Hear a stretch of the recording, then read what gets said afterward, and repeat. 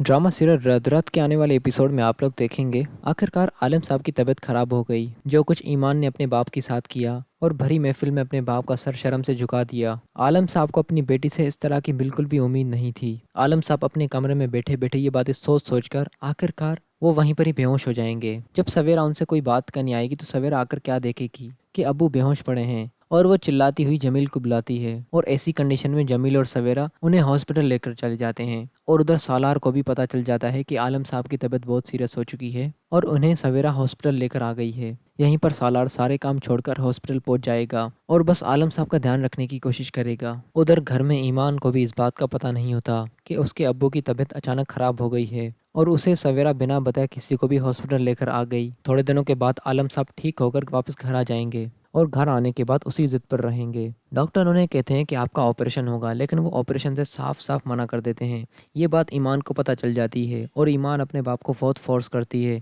लेकिन आलम साहब ईमान की कोई भी बात नहीं सुनता और नाराज होकर वहां से चला जाता है। अब ईमान को अपनी की हुई हरकत पर बहुत ज्यादा पछतावा हो रहा है, लेकिन ये हरकत आगे चलकर सही साबित होने वाली है, क्योंकि जब ईमान की जिंदगी में सालार आएगा तो आलम साहब सारी पुरानी बातें भूल जाएगा और बस दोबारा से अपनी बेटी की खुशियों में लग जाएगा।